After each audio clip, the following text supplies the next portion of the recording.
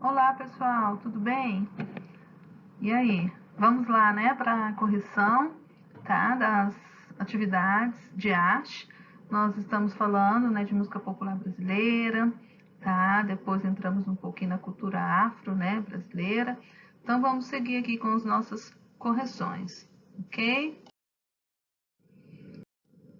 Bom, na primeira questão aqui, nós temos aqui pesquise o conceito de música popular brasileira, né? Então você poderia ter pesquisado, tá? Eu coloquei aqui, olha, a música popular brasileira resulta de um conjunto de manifestações culturais de influência indígena, africana e europeia.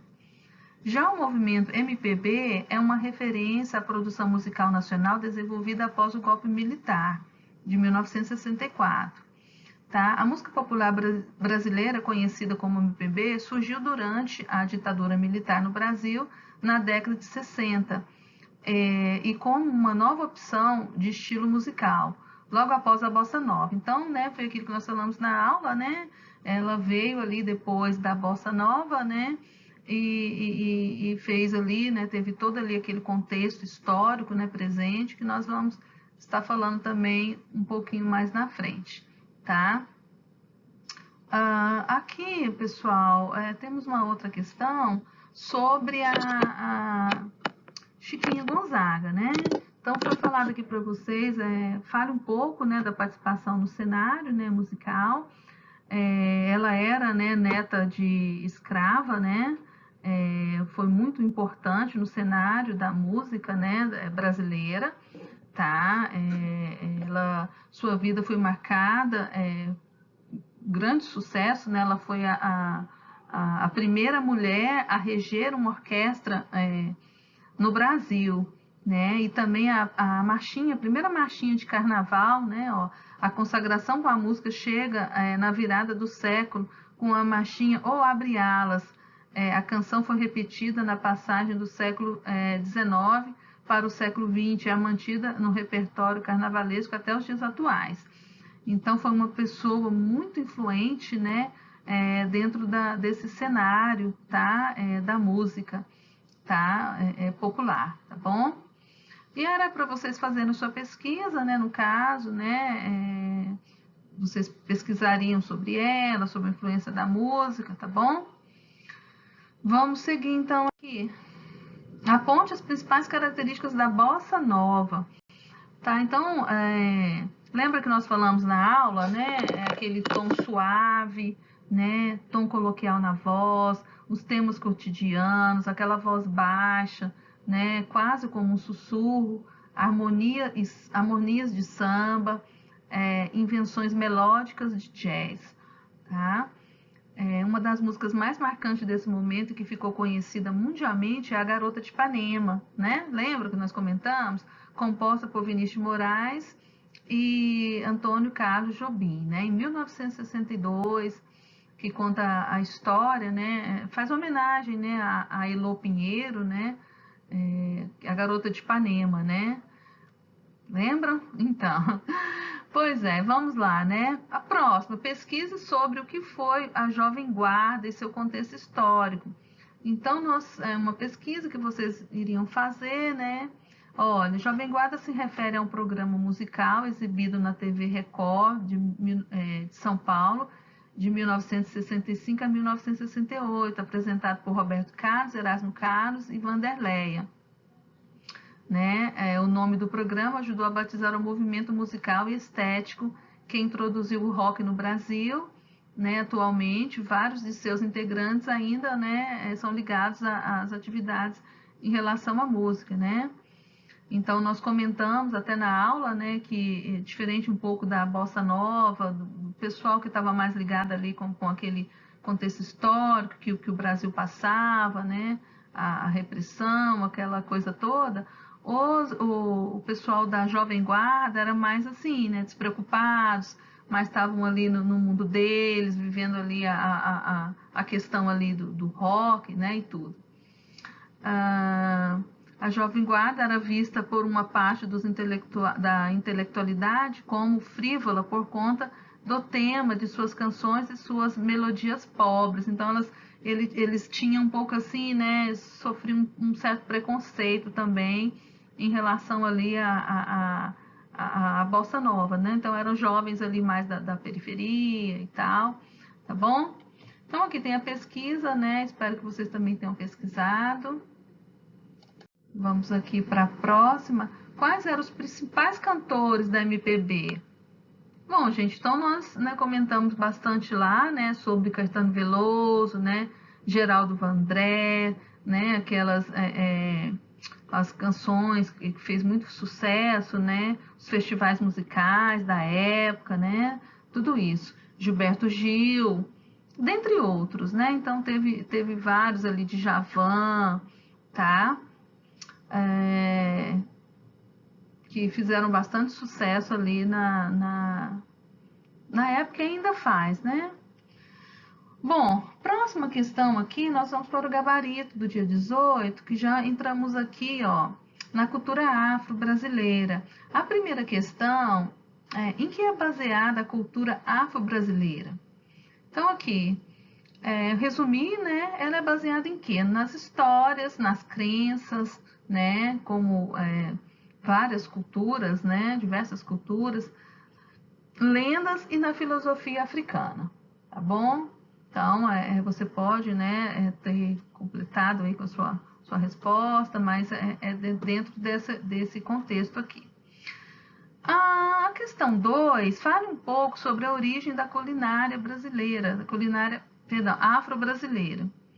A culinária afro-brasileira tem sua origem com a chegada dos negros, né, escravizados à colônia. Os africanos escravizados tiveram que recriar seus quitutes com os ingredientes locais. Então, por exemplo, no lugar do inhame, usaram mandioca, e para substituir o sorgo, utilizaram milho. Para compensar a falta de pimentas específicas, recorrer aos condimentos locais. Os negros escravizados também observavam pratos preparados pelos indígenas, como o pirão, a muqueca e o bobó. Todos eles foram enriquecidos com os produtos africanos, como leite de coco. Então é isso, né? Tem a questão ali, né, da própria feijoada, né, que nós comentamos. A partir do momento que o tráfico negreiro crescia, sementes de mudas de plantas africanas foram trazidas pelos portugueses, como o coco, o dendezeiro, o inhame, etc. E assim os negros puderam introduzi-los aos quitutes locais. Certo, então vamos lá. Vamos aqui para a próxima questão. Vimos que a música afro-brasileira é uma mistura da música portuguesa, indígena e africana. Entre os estilos influenciados temos a catira, o samba, machixe, lambada, carimbó. Pesquise as influências características dos ritmos. Catira. A origem da catira é múltipla, né? Ou seja, ela reúne traços europeus, indígenas e africanos. A verdade é que desde o período colonial já temos essa dança como manifestação cultural, né? Para alguns ela é associada às atividades dos tropeiros, o que explica essa sua característica mais marcante, a qual reúne somente homens, tá? Então é bem interessante, é uma das características aqui principal, né, da catira. Não sei se vocês já tiveram oportunidade de ver, pelo menos na televisão, né? Bem interessante. O carimbó. O carimbó é uma dança de roda, típica do Nordeste do Pará, estado da região norte do Brasil, popular entre os nortistas e nordestinos. Também aí tem outros nomes, né? Olha, que ela é conhecida: pau de corda, samba de roda do Marajó e baião, típico do Marajó. A dança carimbó é realizada em pares, né, marcadas por movimentos giratórios, tá? A palavra carimbó é de origem indígena, do tupi, tá? Deixa eu ver aqui mais aqui. O nome faz referência, né, ao carimbó, principal instrumento musical utilizado nessa manifestação folclórica. O costume da dança surgiu com o hábito dos agricultores e dos pescadores que, ao fim dos trabalhos diários, dançavam ao ritmo do tambor. Então, bem interessante também, né? Muito conhecido ali na região norte e nordeste. Né? Vamos lá. Porque o dia 20 de novembro foi escolhido para comemorar o Dia da Consciência Negra, né? Então aqui, né, nós comentamos, né, lá na aula, né, que foi o dia da morte, né, do zumbi, né, aqui do líder negro zumbi que lutou contra a escravidão no Nordeste. Então a celebração relembra a importância de refletir sobre a posição dos negros na sociedade. Afinal, as gerações de afro-brasileiros que sucederam à época da escravidão sofreram e ainda sofrem diversos níveis e preconceitos, né? Então, esse mês aqui, né, de novembro, comemorada ali, tem toda ali uma homenagem, né, uma lembrança aqui também dessa questão, né, tão importante. E aqui era uma questão pessoal, né, para você responder qual a importância desse dia, né? Então é isso mesmo, né, que nós comentamos, a importância de valorizar, né, de valorizar a cultura, de negar o preconceito, né, toda essa questão racial que a gente tem vivido aí nos últimos anos também. Então, opinião pessoal de cada uma aqui, certo? Cite as principais características das danças africanas. Aqui nós temos a questão número 1, do dia 25.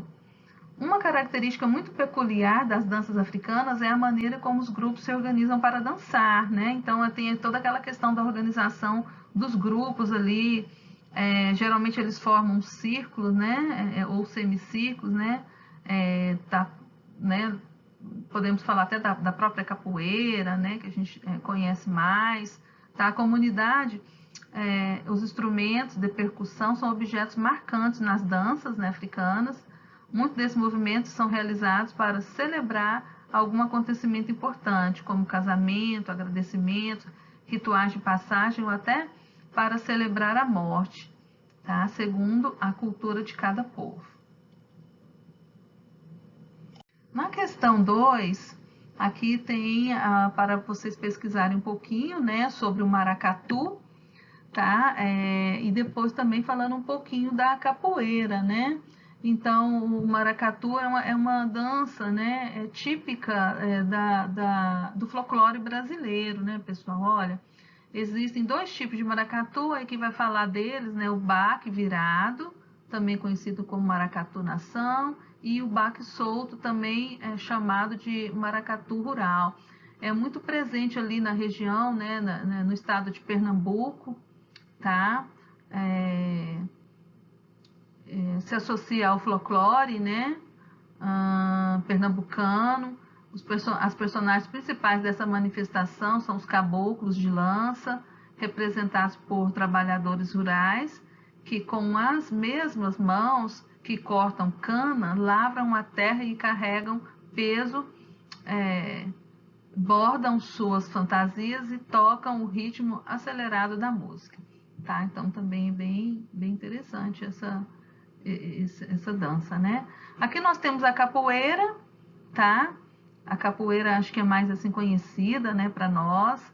Acompanhamento de música, qual que são assim as características, né? Olha, acompanhamento de música, né, da música, berimbau, canto e palmas, né? Então nós vemos naquele semicírculo, né, as pessoas ali tocando, né, batendo palmas.